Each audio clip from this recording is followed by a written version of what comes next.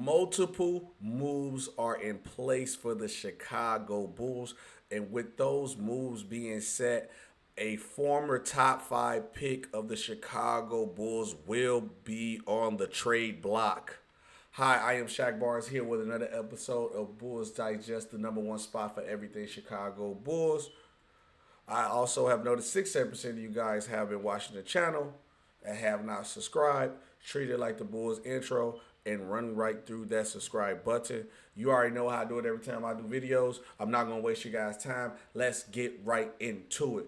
New reports on an unexpected player the Bulls could be targeting. A new report from Chicago Bulls insider K.C. Johnson revealed an unexpected player that the team could target with their first round pick.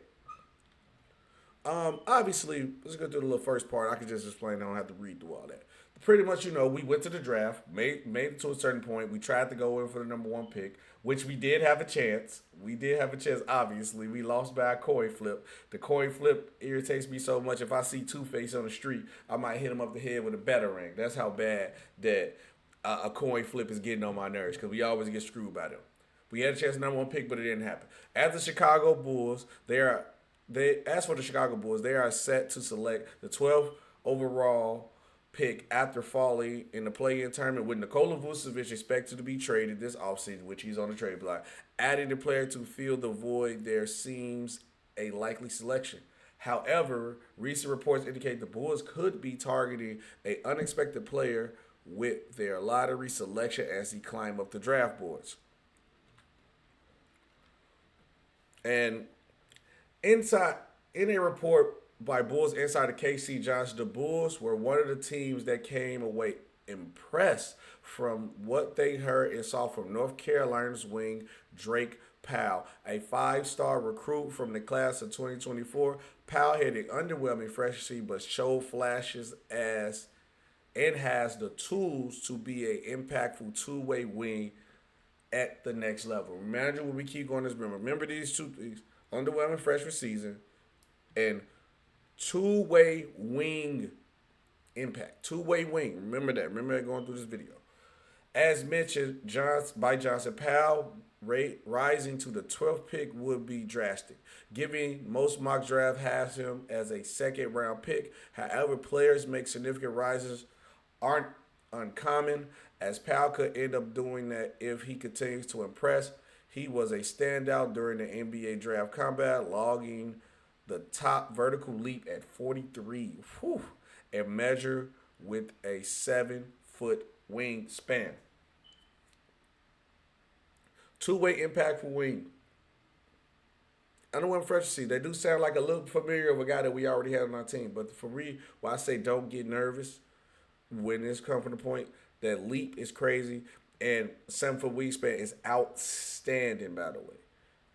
But he's a projected second-round pick, rising up maybe a late first. So what else did that tell me? But we're going to keep going.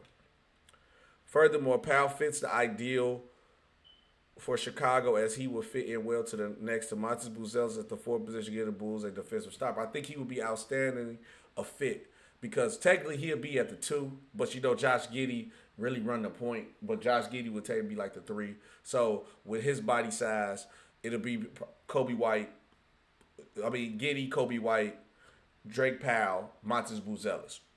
A bunch of athletic guys, defensive guys. And if you seeing what's going on with the OKC Thunder, that's what type of guys you need on your team. But who is Drake Powell? Let's get into it. Drake Powell is a freshman from the Tar Heels. He's 6'6", 7-foot wingspan. He gave you 7 points, 3.4 rebounds, 1.1 assists, and shot 48% for the field.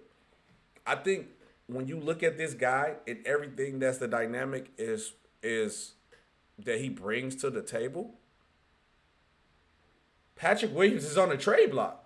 Because if you bring this guy in and you want to get him on the court to play, and we cannot make the same mistake that we did last season with Buzelis, where when you see a guy has an impact, you need to play him. And we're young, so you need to play the young guys. Who minutes he's going to take? He's going to take Patrick Williams minutes. There's no need for Patrick Williams anymore.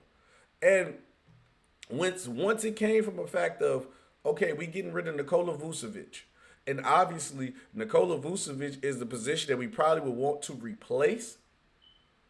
But this guy is impressing us, and he did a great job in the combine, and he got a great vertical and 7 foot wingspan. Patrick Williams is going to be going out the door. He's going to be going out the door. And then with him being a projected second round pick or moving up to be a late first, the Bulls can trade back to get more assets and then still get the guy that they really want. Because if nobody's really impressing you at the 12th spot, is no need to force a pick. And if the guy you truly really want is going to be later in the draft, I would definitely trade back. Maybe get another first for next year, and then get him, move back, and get your guy. I think that's an outstanding move to me. But the problem also comes into play with Patrick Williams. And Patrick Williams has definitely been underwhelming.